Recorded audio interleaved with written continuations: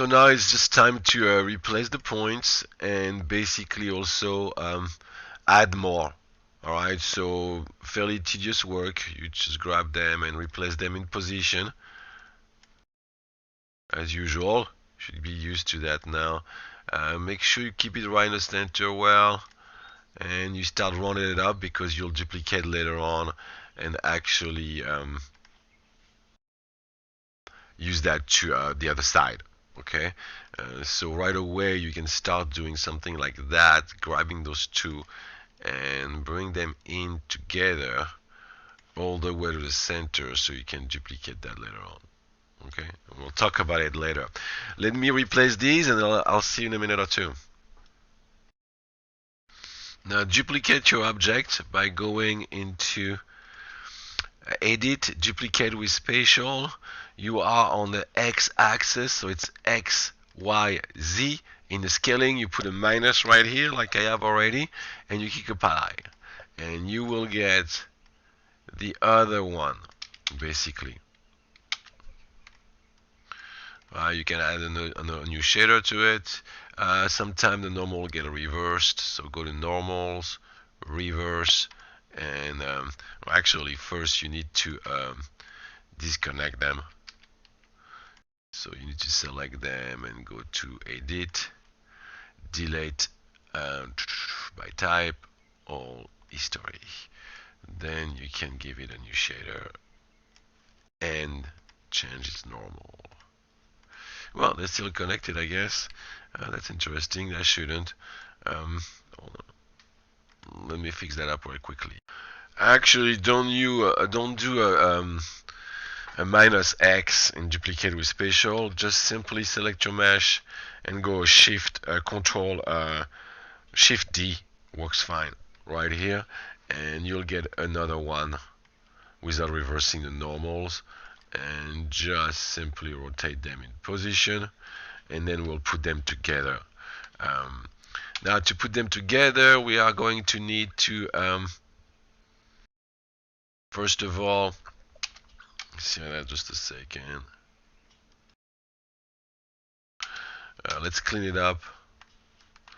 So right here we can take the vertex of these and select them. Here, scale them in. Alright, right here. We don't have to take the last one. I took one too many, I think. Right here. So they fit properly. And then we'll just attach them by selecting both of them. First put them as close as possible. And then select them both.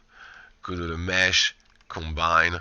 And then after that you need to attach them together. Alright.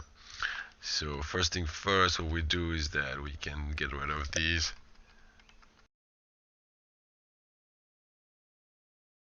Alright.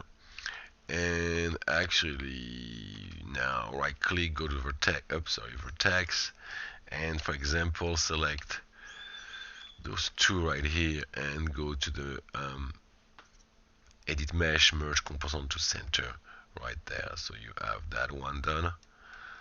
Let's do that one and that one right here.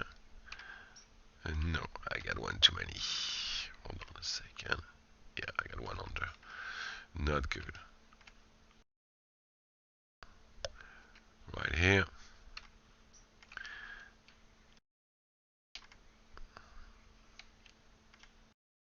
Let me rotate in position. Select these. Put them together.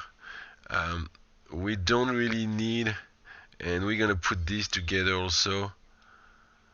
So let's see, those two right here could be put together, and then we have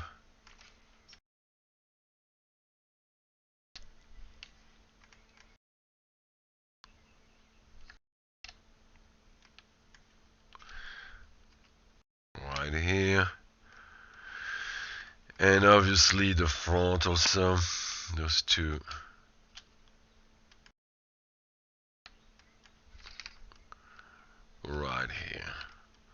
Oops, that was the wrong one. Some of them were selected, so hold on. Let me grab them like that.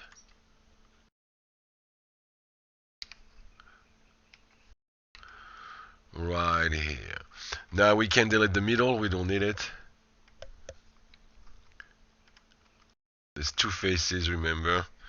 So delete them, and then we can reshape it to follow basically the contour. So we can select this. For example, let me see where we are. Those are the front ones, so we just move them a little bit, let's say like that. Alright.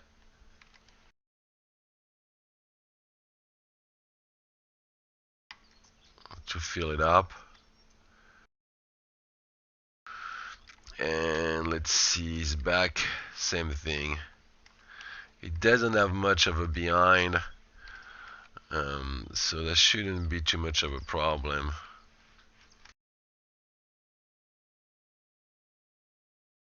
Get rid of that just a second.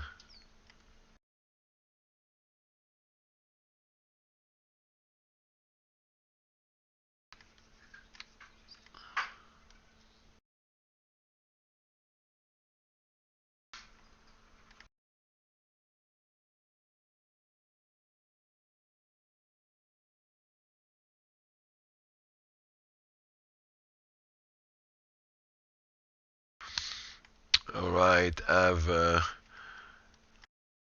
tweaked out the points, adjusted stuff in the behind and so forth, smooth it everywhere, and we are ready to go. There will be one more thing to do. Alright, so I added a lot more loops, wound it up. Alright, it's ready to go. The only thing we are going to do is fill up the middle by selecting the edge. So double click on it, go to the mesh tool and say fill all, and it's gonna make a fill all that is completely illegal.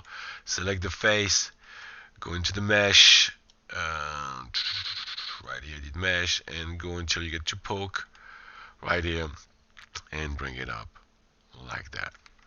Alright, so it's ready to go, and then you can bring it right on top of it. Look at it, and your mesh is ready to go. That's your arm and your legs, and that's the way you do it. And have fun, you guys. So one is modeling, looking at the muscles, as you can see, and the other one is modeling, looking at the clothing, and extrapolating depending on the character that obviously you are using. As you can see, I went higher polygon right here, lower poly right there, a little bit higher poly right there. I could definitely use more poly in the body itself, and I can definitely do that, and I might do that before our next video. Now make sure you look at the video on creating the flop and the diamond patterns. It's a little bit more details to ensure that you know what you're doing. Take it easy, everyone.